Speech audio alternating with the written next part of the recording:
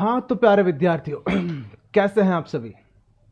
Exam नज़दीक है, तैयारी चरम पे होगी, है ना। साइंस के कुछ टॉपिक बचे हैं।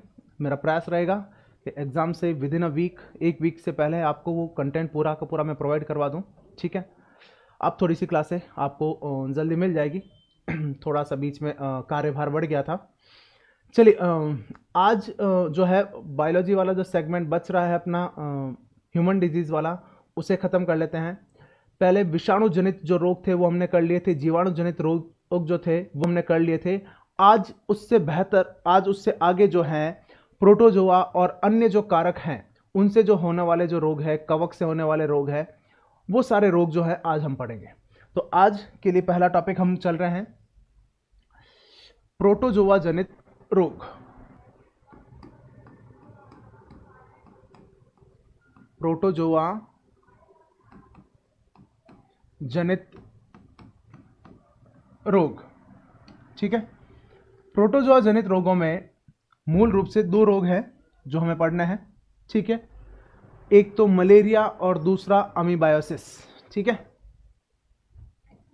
प्रोटोजोआ जनित रोगों में हम क्या पढ़ेंगे? पहला तो लेना है मलेरिया।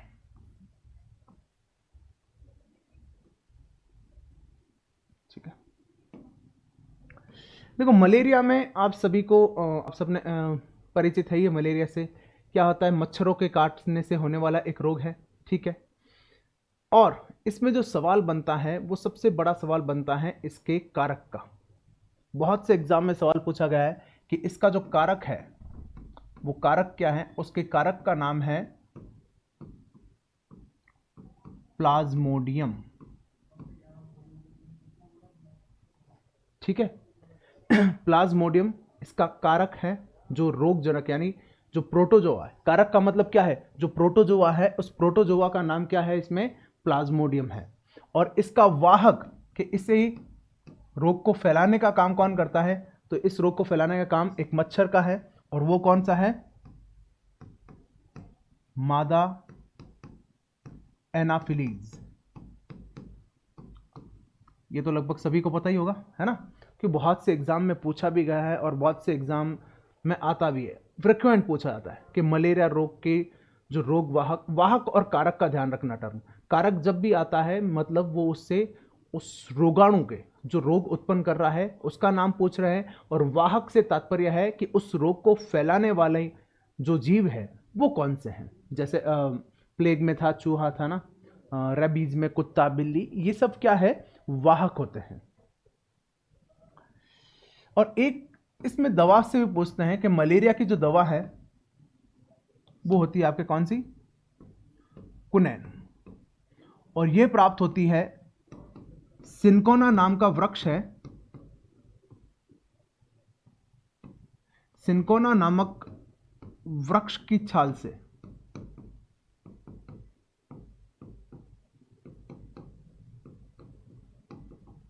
ठीक है, तो मलेरिया में ही है। बाकी जो लक्षण हैं, सामान्य रूप से रोगों के लक्षण से सवाल नहीं पूछते हैं। सवाल पूछने के जो फैक्टर बन सकते हैं वो अपने नोट्स में मैं इंक्लूड करा रहा हूं। अननेसेसरी जैसे बुक्स में बहुत सारी चीज़ें दे रखी होती हैं, उनके लक्षण दे रखे होते हैं, और भी जो दूसरी अन्य चीज़ें हैं वो दे रहे हैं। हम नोट्स को थोड़ा कंसाइज कर रहे हैं क्योंकि एग्जाम भी नज़दीक है, और उन चीज़ों पे फोकस कर रहे हैं जहां से सवाल बनने की प्रोबेबिलिटी अपनी ज़्यादा है। दूसरा जो रोग है वो ले रहे हैं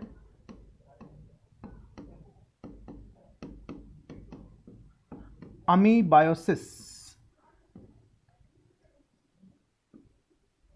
ठीक है। अमीबायोसिस, ठीक है।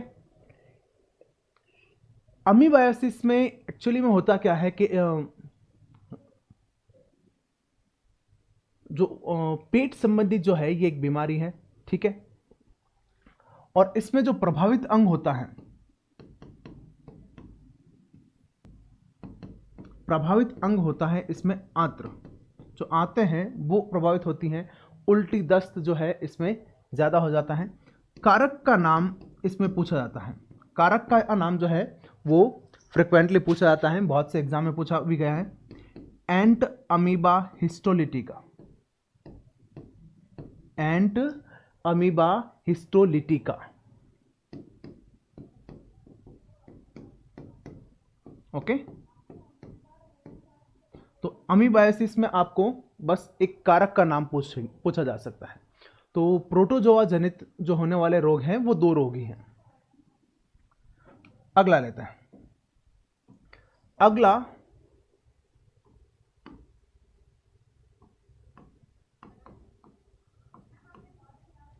हेलमंथीज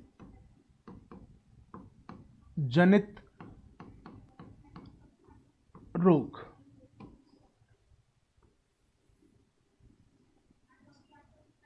हेलमंथीज जनित रोगों में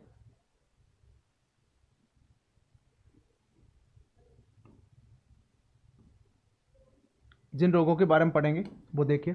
हेलमंथीज जनित रोगों में भी 2 रोग ही है जो प्रमुख हैं, उनके बारे में पढ़ते हैं।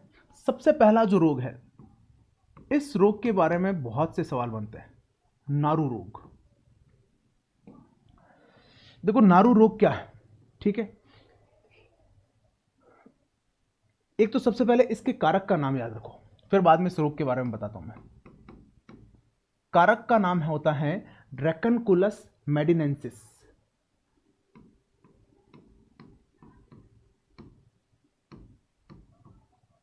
ड्रैकनकुलस मेडिनेंसिस, ठीक है। हेलमंथीज जो है, ऐसे जो फीते होते हैं ना, फीते के जैसे ऐसे जानवर होते हैं, है ना, जैसे फीता धागे के जैसे जानवर होते हैं। ड्रैकनकुलस मेडिनेंसिस भी ऐसा ही एक जानवर है जो कि कहां पाया जाता है, ये पाया जाता है गंदे तालाब के जो पानी होता है ना उनमें। तो इसका जो माध्यम होता है ना, इसका माध्यम भी जो है वो क्या है, तालाब का पानी है।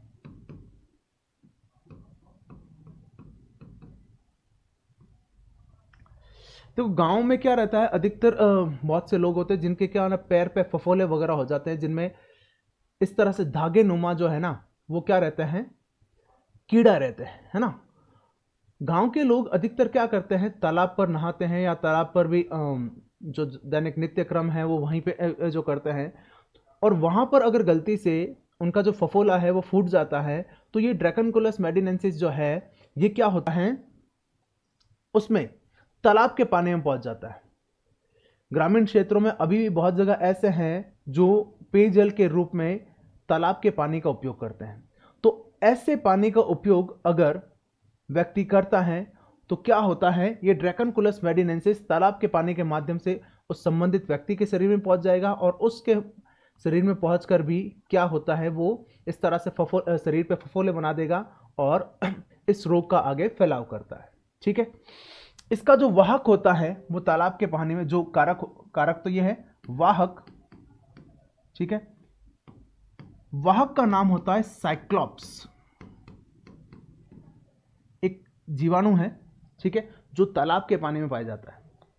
तालाब के पानी में पाए जाने वाला एक जीवाणु नहीं, सूक्ष्म जीव कह सकता हूं। तालाब के पानी में पाए जाने वाला सूक्ष्म जीव है। ये सूक्ष्म जीव ही क्या करता है, ड्रैकनकुलस मेडिनेंसिस को एक व्यक्ति से दूसरे व्यक्ति में ले जाता है।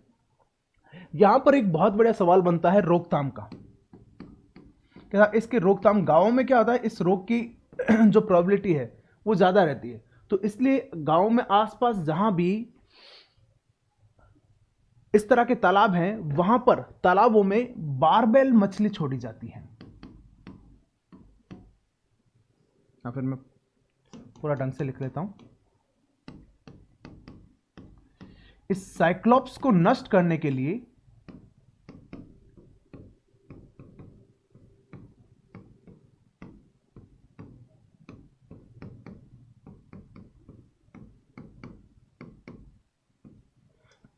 तालाब में बारबेल मछली छोड़ी जाती है।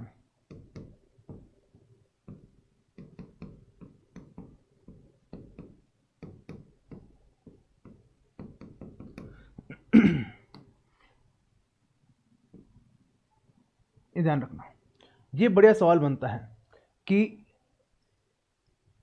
साइक्लोप्स को नष्ट करने के लिए ग्रामीण क्षेत्रों में जो तालाब है या फिर गंदे पानी के तालाब है उसमें किस मछली को छोड़ा जाता है।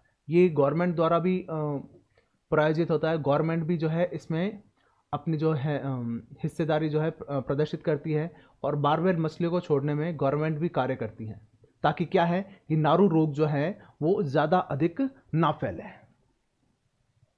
ठीक है, नारू रोग हो गया। फिर अगला आ लेते हैं हाथी पांव।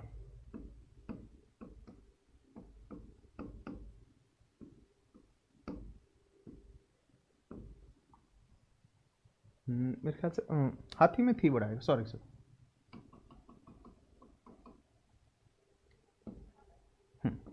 हाथी पांव, अब ठीक है। हाथी पांव नाम से ही पता है, पैर जो है वो हाथी के जैसे बड़े बड़े हो जाते हैं। हाथी पांव रोग में क्या होता है, पैर जो है वो हाथी के जैसे बड़े बड़े मोटे पैर हो जाएंगे। ठीक है, इसमें भी सवाल वही आता है, एक तो कारक का,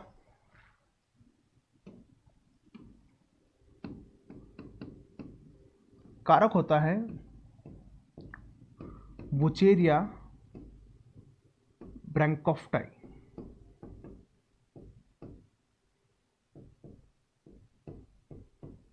ये भले ही थोड़े से ऊट पटांग नाम है, बट आपको याद करने पड़ेंगे।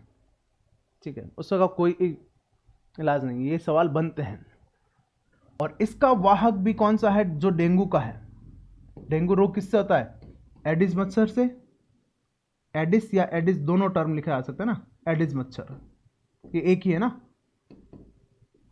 एडिस मच्छर जो है उसी के माध्यम से क्या रहता है, ये रोग फैलता है। और प्रभावित अंग तो पता ही है, हाथ और कई बार पैर भी होते हैं। पैर भी जो है ना वो बहुत मोटे हो जाते हैं।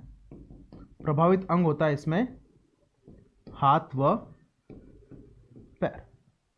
ठीक है, तो ये हेलमिंथीज जो है या गोलकृमि जनित जो रोग होते हैं, एक तो नारू रोग हो जाता है और दूसरा हाथी पांव रोग हो जाता है। प्रोटोजोआ वाले हो गए। अब आगे लेते हैं कवक, फंगाई। कवक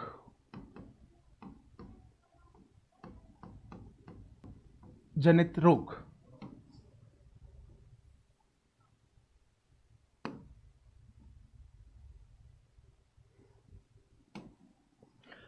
कवक जनित रोगों में जिसमें हम बात कर सकते हैं जहां फंगस, जैसे हम कहते हैं फंगस, फंगस से होने वाले जो रोग हैं, आपको पता है फंगस से होने वाले रोग में एक तो खाज, खुजली, दाद, दमा, ये जो सारे रोग हैं ये कवक से होने वाले रोग हैं। इनमें क्या सवाल बन सकते हैं, थोड़ा एक बार देखते हैं। सबसे पहला जो रोग लेते हैं वो लेते हैं दाद। दाद होते ही हैं बॉडी पे। सवाल जो है, सवाल बनने की संभावना वही रहती है, एक तो देखो दाद हो गए, खाज हो गया, खुजली हो गया, इनमें क्या रहता है, प्रभावित अंग तो क्या होगी, त्वचा ही होगी, त्वचा ही खराब होती है। कारक का जो नाम है वो आप याद रख लेना कि ये जो कवक है, कवक का नाम क्या रहता है, दाद में कवक का नाम होता है ट्राइकोफाइटन।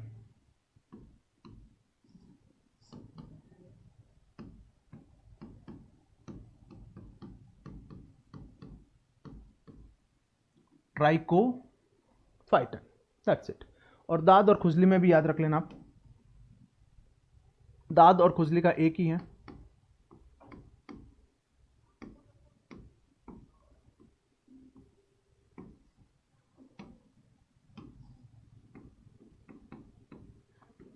दाद और खुजली का जो कारक है वो है एस्केरस स्केबिज। एस्केरस या एस्केरिस भी होता है, एस्केरस स्केबिज, स्केबिज। ठीक है, सवाल यहां पर केवल इतना ही बन सकता है। फिर आता है तीसरा जो है दमा। दमा में जो प्रभावित अंग है, दमा या फिर अस्थमा, यहां पर प्रभावित अंग क्या हो जाएगा, फेफड़े, सांस लेने में कमी होती है। और इसके कारक का जो नाम है,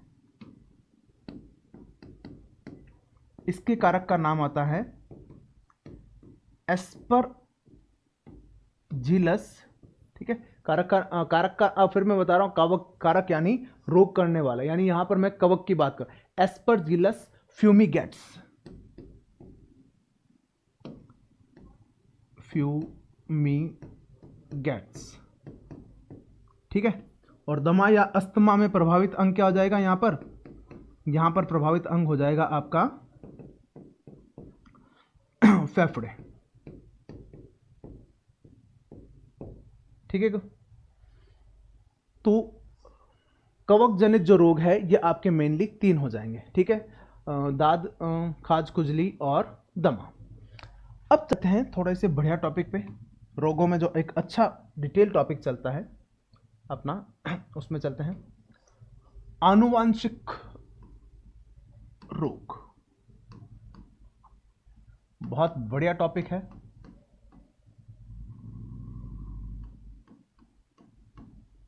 आनुवांशिक रोग, चलिए सर आराम से एक एक टॉपिक लेंगे और बढ़िया डिटेल में अच्छे से पढ़ेंगे। यहां पे सवाल अच्छे बनते हैं आनुवांशिक रोगों में।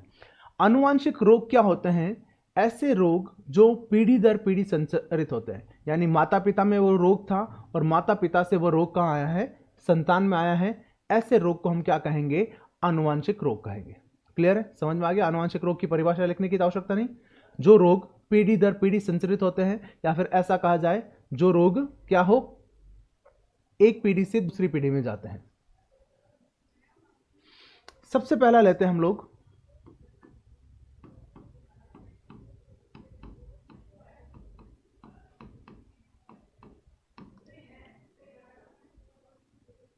हीमोफीलिया। सबसे पहला जो रोग लेना है वो रोग क्या लेना है, हीमोफीलिया। समझे, देखो हीमोफीलिया कैसा रोग है, ये लिंग संलग्न आनुवांशिक रोग है। इसमें हम लोग क्या लिखेंगे, टर्म क्या लिखेंगे, ये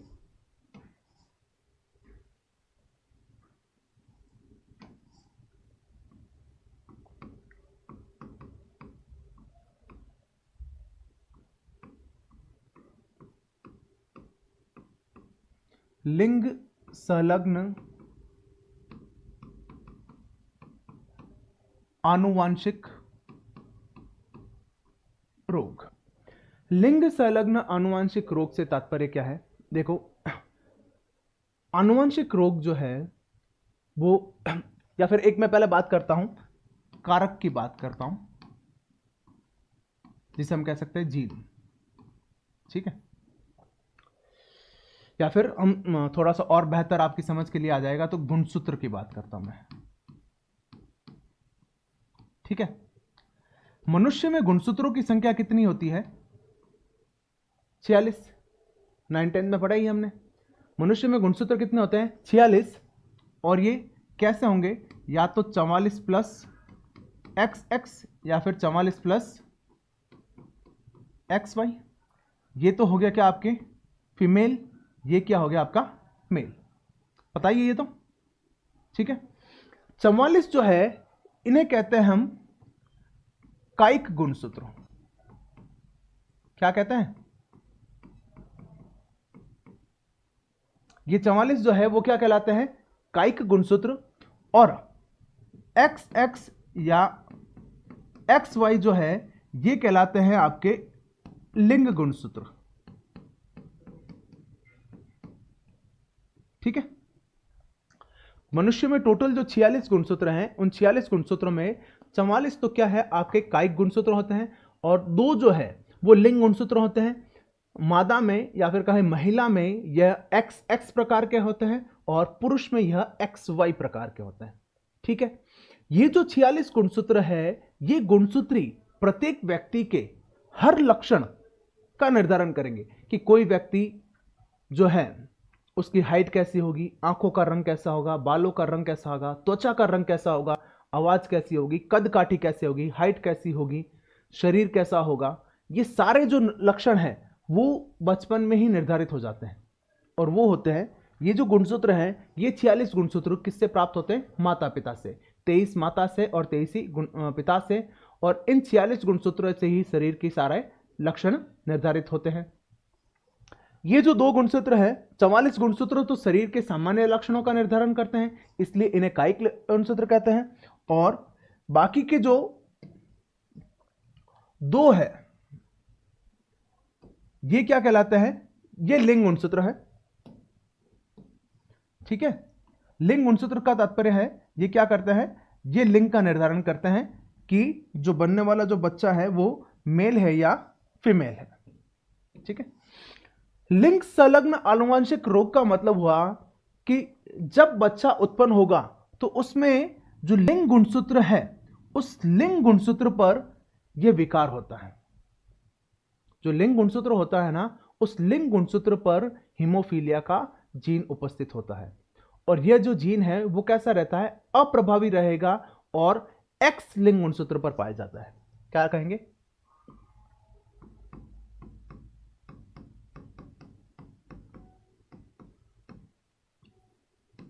हीमोफीलिया का जीन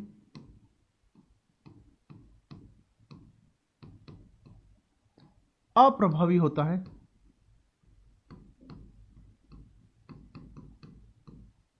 तथा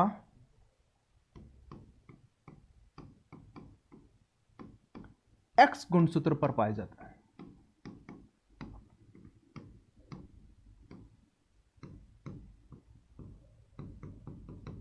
ठीक है वैसा, हीमोफीलिया का जीन कैसा है? अप्रभावी। अप्रभावी से क्या तात्पर्य? अभी थोड़ी आगे और डिटेल में चर्चा करेंगे। और किस पर पाया जाता है? एक्स लिंग गुणसूत्र पर पाया जाता है। अब इस रोग में होता क्या है वो देखें। इस रोग में होगा ऐसा कि जो व्यक्ति हीमोफीलिया से ग्रसित है उसमें ब्लड क्लोटिंग नहीं होती। ब्लड क्लोटिंग मतलब रक्त का थक्का नहीं जमता है। ठीक है, हमने ब्लड वाला चैप्टर पढ़ा है। ब्लड वाले चैप्टर में हमने पढ़ा है कि जब शरीर पे कहीं चोट लग जाती है तो चोट लगने पर क्या होता है? एक तो हमारे रक्त में उपस्थित प्लेटलेट्स बिंबाणु और एक था थ्रोम्बिन प्रोटीन, ये मिलके क्या करते हैं? और विटामिन के में भी पढ़ा हमने कि विटामिन के भी इसमें सहायक रहता है। ये क्या करते हैं? कहीं भी चोट लग जाए तो उस चोट वाली जगह पर रक्त का थक्का या ब्लड क्लोटिंग, जिन्हें आप मारवाड़ी में क्या करें? सब कुट आएगा, है नहीं, जो कुट रिया करे। तो कुट आने वास्ते जो मेन प्रभावी है वो कौन सा कारक होता है? प्लेटलेट्स होता है। तो हीमोफीलिया रोग का अगर कोई रोगी है उसमें क्या होगा? ये ब्लड का क्लोटिंग नहीं होगी, रक्त का थक्का नहीं जमेगा, कुट नहीं बनेगा मन में।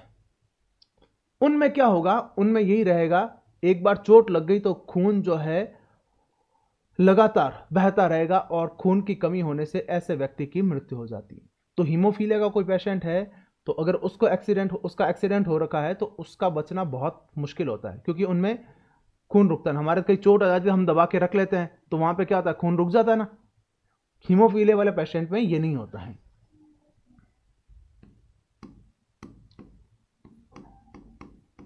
इस रोग में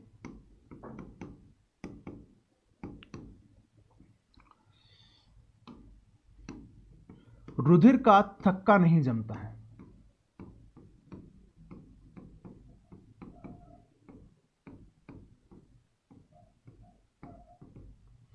इस रोग में रुधिर का थक्का नहीं जमता है।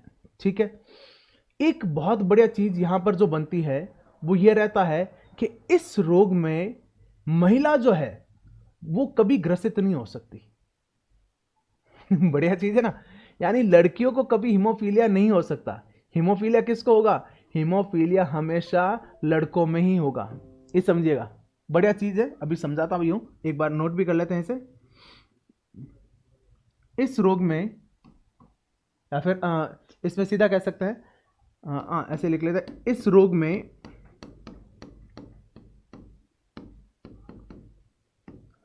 पुरुष ग्रसित तथा महिला वाहक होती है। अब ये क्या है इसको समझते हैं। देखो, जैसे एक मेल है, उसका गुणसूत्र स्ट्रक्चर क्या होगा? 44 प्लस XY। ठीक है, अब अगर इसमें एक्स रोग जो है उस पर हीमोफीलिया का जीन है तो ये कैसा होगा? ये जो पुरुष है ये पुरुष कैसा कहलाएगा? ये रोगी कहलाएगा।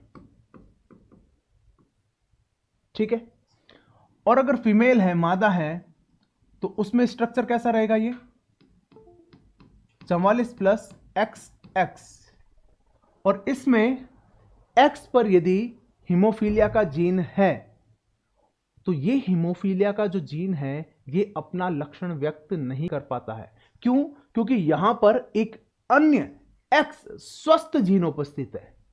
देखो, एक एक्स वाला जीन तो क्या हो गया, ग्रसित हो गया हीमोफीलिया के कारण, लेकिन दूसरा जो एक्स वाला जो जीन है वो स्वस्थ है, इसलिए हीमोफीलिया वाले अप्रभावी कारक को अपना लक्षण व्यक्त नहीं करने देते हैं। तो इसमें जो महिला है वो क्या होगी, वो रोगी नहीं होगी। लेकिन अगर उसकी कोई संतान होती है, ये जो हीमोफीलिया का जीन है वो उसके जीवन भर उसमें उपस्थित रहेगा, और अगर उसकी कोई संतान होती है तो उसकी संतान में ये वाला जीन अगर आए तो उस समय उसकी संतान ग्रसित हो सकती है। तो ऐसी स्थिति में ये जो महिला है वो वाहक कहलाती है। वाहक यानी ले जाने वाली। देखिए, समझते हैं कैसे। एक कंडीशन लेके समझता हूं मैं कि एक वाहक स्त्री है और एक स्वस्थ पुरुष है, उनकी शादी हुई है।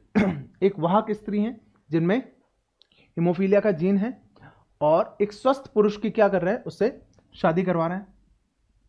तो स्ट्रक्चर क्या होगा, देखो 44 प्लस एक्स एक्स, और स्वस्थ पुरुष का रहता है 44 प्लस एक्स वाई। ठीक है। अब यहां पे जो युग्मक बनेंगे वो कुछ इस प्रकार बनेंगे।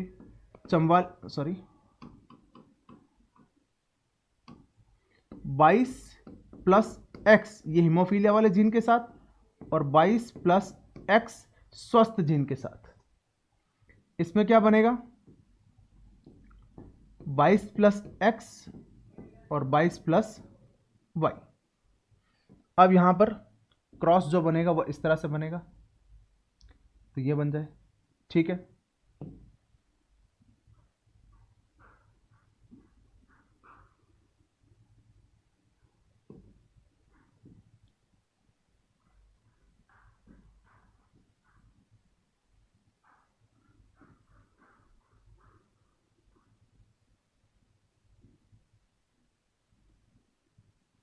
ठीक है,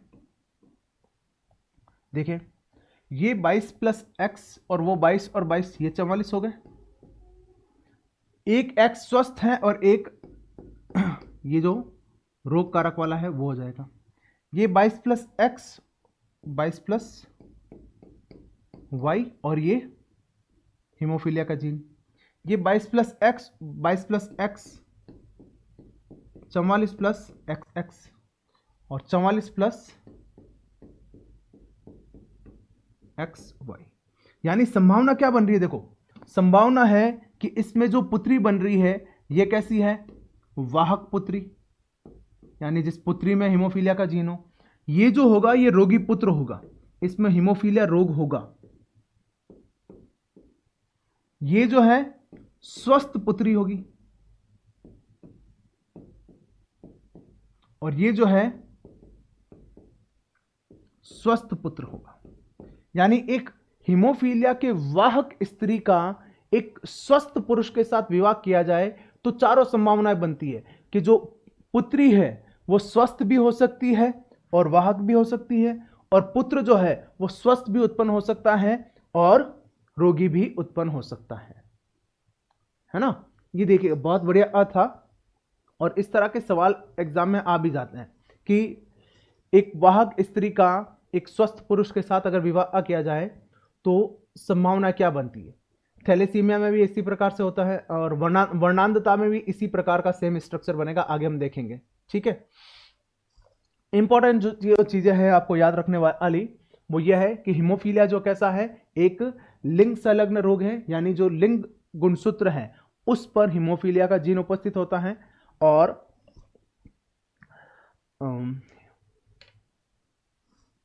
ये जो जीन है ये अप्रभावी होता है और एक्स गुणसूत्र पर उपस्थित होता है। इस रोग में होगा क्या कि इस रोग में ब्लड क्लोटिंग नहीं होती है, रक्त का थक्का नहीं जमता है। ऐसे जो पेशेंट होते हैं ना उन्हें नियमित अंतराल पर चढ़ाया जाता है, जिन्हें कहते हैं भाई रक्त भी नहीं चढ़ाया जाता, बॉडी में जो प्लेटलेट्स होती है ना वो चढ़ाई जाती है, क्योंकि उनकी बॉडी में प्लेटलेट्स बनती भी नहीं है ना। और इस रोग में पुरुष ग्रसित और महिला जो है वो वाहक होती है। वाहक का संदर्भ समझ ही गए, उससे अपने पूरे जीवन काल में हीमोफीलिया से कोई परेशानी नहीं होगी, लेकिन यदि उसकी संतान होती है तो उसकी संतान हीमोफीलिया की रोगी होने की संभावना रखती है।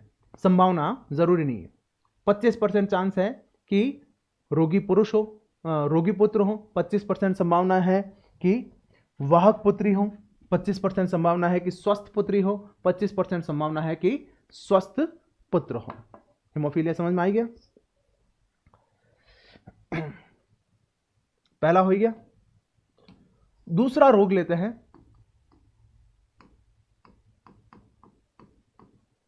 वर्णांधता।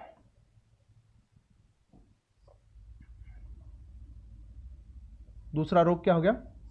वर्णांधता। इसमें भी वो चीजें सेम ही है। ये भी कैसा है? एक लिंग संलग्न रोग है। कुछ चीजें तो इसमें ही लिख ही लेते हैं। ये भी कैसा है?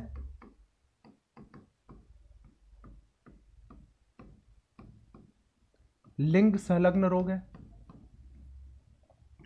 इसका जीन भी एक्स लिंग गुणसूत्र पे पाया जाता है और यह भी कैसा रहता है? अप्रभावी रहता है।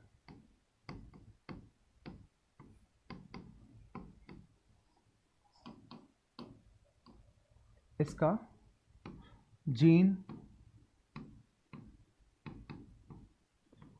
अप्रभावी होता है तथा एक्स लिंग गुणसूत्र पर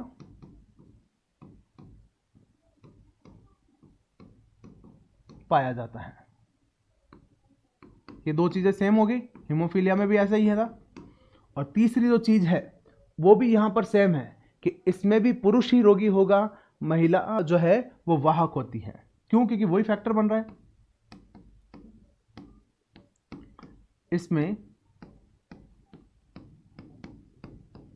पुरुष रोगी तथा महिला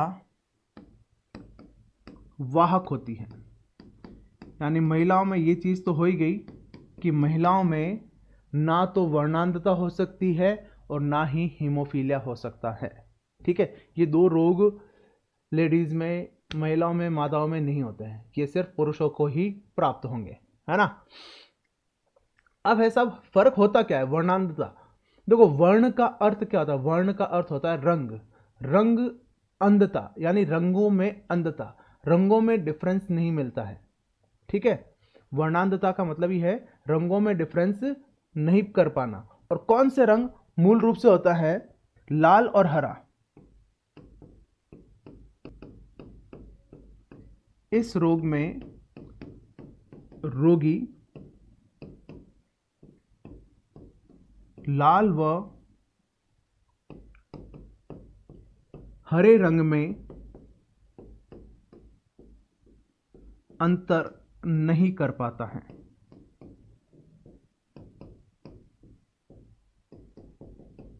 ठीक है, इस रोग में मेनली क्या होगा? इस रोग में जो रोगी है वो क्या करेगा? उसको लाल और हरे में अंतर नहीं पता चलेगा।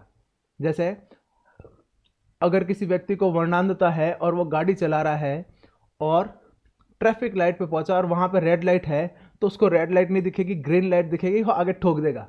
ठीक है, तो इसलिए जब ड्राइविंग लाइसेंस दिया जाता है तो ड्राइविंग लाइसेंस के समय वर्णांधता का टेस्ट कंपलसरी हो जाता है। आपने अगर ऐसा कोई एग्जाम दिया है, जैसे रेलवे का अगर कभी एग्जाम दिया हो तो ध्यान करना, रेलवे के एग्जाम में जब फिजिकल होगा तो फिजिकल में कंपलसरी है कि वर्णांधता नहीं होनी चाहिए। कि बाई चांस आपकी गार्ड ड्यूटी भी लगी है कहीं पे स्टेशन पे, वहाँ पे रेड लाइट हो रखी है और आप हरी झंडी दिखा दो, हैं, तो लाल और हरे में फ़र्क ही नहीं पड़ेगा। वहाँ पे झंडी दिखाने का काम कर रहा है, स्टेशन मास्टर ने आपको कहा भाई लाल झंडी जाके दिखा के आ जा, आप गए वहाँ से, लाल झंडी दिखा के ट्रेन को रोकना था, आपने हरी झंडी उठाई और आप हरी झंडी दिखा के आ गए। ट्रेन रुक जानी आ गए, है ना। तो वर्णांधता जो होती है, वर्णांधता में व्यक्ति को लाल और हरे रंग में डिफरेंस पता नहीं चलता है। और वही बात है यहां पर भी जो स्ट्रक्चर बनते हैं वो उसी प्रकार से बनते हैं। पुरुष में जो बनेगा वो कैसा है, 44 प्लस एक्स वाई, यहां पे एक्स जो है, एक्स पे हीमोफीलिया जीन, और महिला या मादा में जो है उसमें 44 प्लस एक्स एक्स। अगर यहां पर मादा में वर्णांधता वाला जीन उपस्थित भी है तो ये कैसा है, अप्रभावी है। यहां पर जो अन्य स्वस्थ जीन होगा वो स्वस्थ जीन इसको कवर कर लेगा। हमारे पास सिलेबस में आनुवांशिकता है नहीं, वहां पर आनुवांशिकता में मेंडल के आनुवांशिकता के नियम आपने पढ़े हो तो पहला नियम ही होता है प्रभाविता का नियम, जो कहता है कि यदि प्रभावी और अप्रभावी जीन एक साथ उपस्थित हो तो लक्षण केवल प्रभावी जीन ही व्यक्त करता है। मेंडल के प्रभाविता का नियम क्या कहता है कि यदि प्रभावी और अप्रभावी जीन एक साथ उपस्थित हो तो लक्षण केवल प्रभावी जीन ही उपस्थित करता है।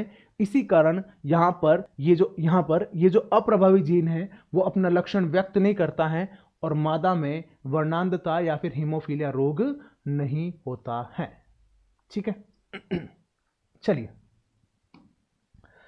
आनुवांशिक रोगों में 2 रोग हो गए, तीसरा रोग लेते हैं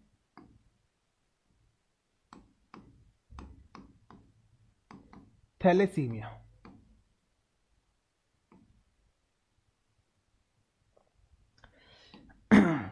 थैलेसीमिया में देखें यहां क्या है, ये अलिंग संलग्नी है, यानी इसमें क्या होगा,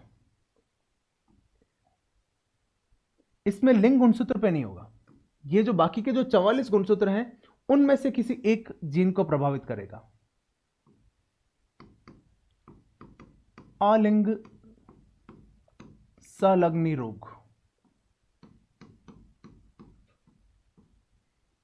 अब ऐसा थैलेसीमिया में होता क्या है, थैलेसीमिया में हमारे बॉडी में हमने रक्त पढ़ाई है रिसेंटली, तो रक्त में आपने पढ़ा है कि आरबीसी में एक कारक होता है, कौन सा, हीमोग्लोबिन। आरबीसी में एक कारक होता है क्या, हीमोग्लोबिन। ये हीमोग्लोबिन काम कैसा क्या करता है वैसे, याद है, ऑक्सीजन का परिवहन। एक हीमोग्लोबिन का जो अणु है वो 4 ऑक्सीजन के अणुओं को ले जाने का काम ले जा सकता है। ठीक है, एक हीमोग्लोबिन जो है वो 4 ऑक्सीजन के अणुओं से संयुक्त होता है। तो हीमोग्लोबिन जो है ऑक्सीजन को ले जाने का काम करता है। थैलेसीमिया में क्या रहता है, थैलेसीमिया जिसमें हो रखा है उसमें हीमोग्लोबिन का संश्लेषण दोषपूर्ण होता है।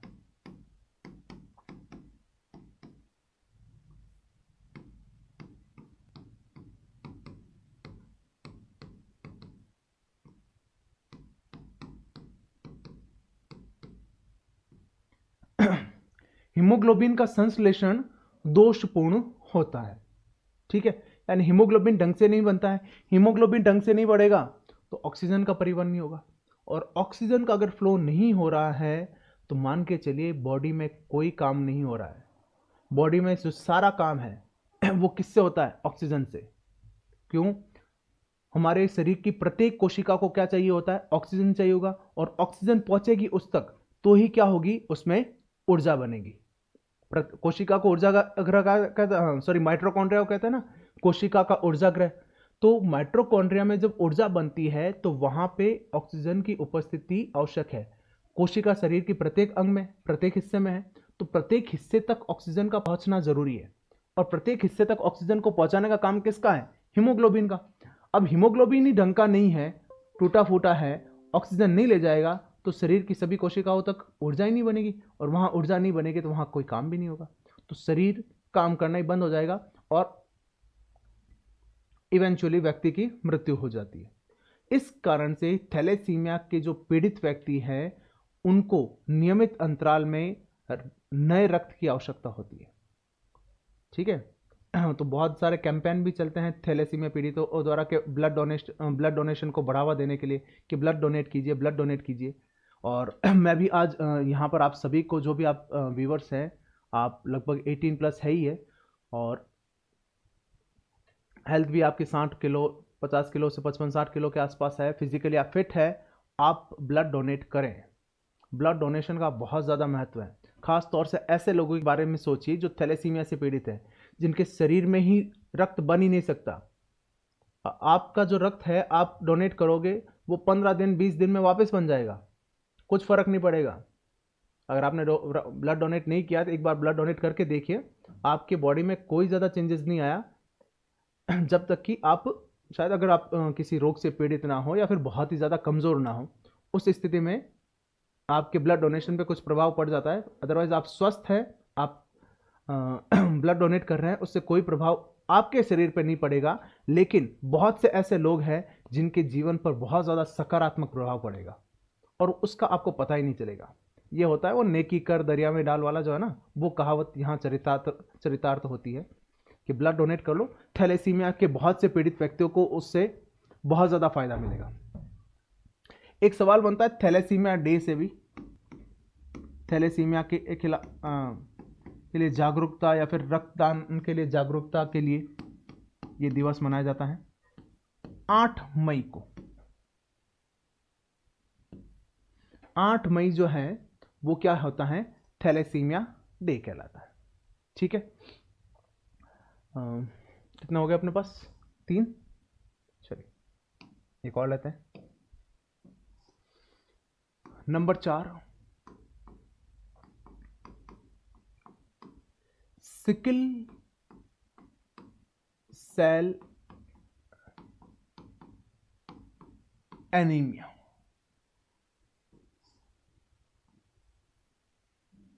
सिकल सेल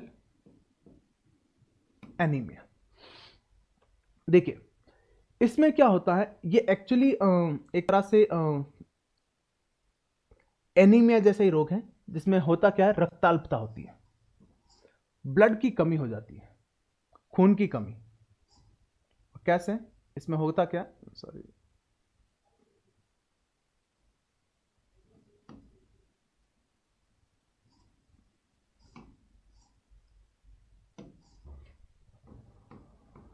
रक्ताल्पता, खून की कमी होती है। और खून की कमी होने का कारण क्या रहता है, इसमें जो है आरबीसी जो होती है, अभी हमने पढ़ा था ब्लड में 3 कण होते हैं, आरबीसी, डब्ल्यूबीसी एंड प्लेटलेट्स। जो आरबीसी है, रुधिर लाल रक्त कोशिका है, आरबीसी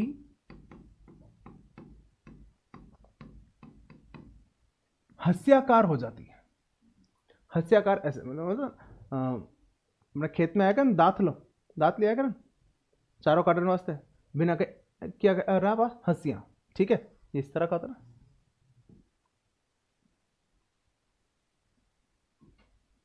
है ना। तो ये जो आकृति है, ये आकृति हस्याकार होती है, यानी जो आरबीसी है वो क्या हो जाती है, हस्याकार हो जाती है। आरबीसी हस्याकार हो जाएगी मतलब आरबीसी कम है तो सीधा संबंध हुआ कि बॉडी में जो रक्त है वो कम हो गया। क्यों, क्योंकि काम वही हो गया। रक्त का मूल काम क्या है, परिवहन का, गैसों का परिवहन। गैसों का परिवहन किसके माध्यम से होता है, आरबीसी के माध्यम से। जब आरबीसी सही नहीं है तो बॉडी में क्या होगा, गैसों का जो प्रवाह है या गैसों का जो फ्लो है वो ढंग से होगा ही नहीं।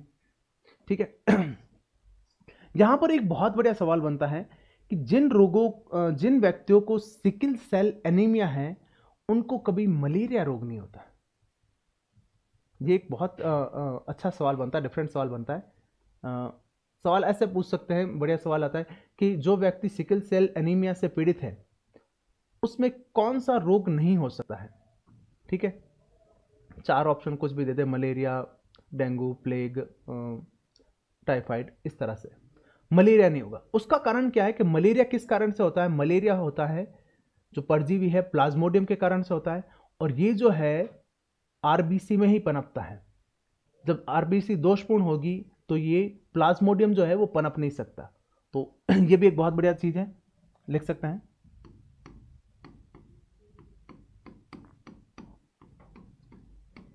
इस रोग से पीड़ित या ग्रसित व्यक्ति को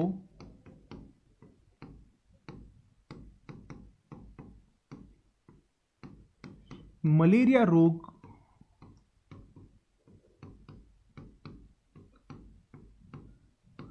नहीं हो सकता क्योंकि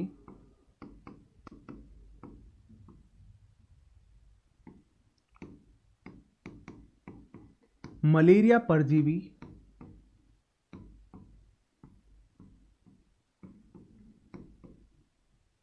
प्लाज्मोडियम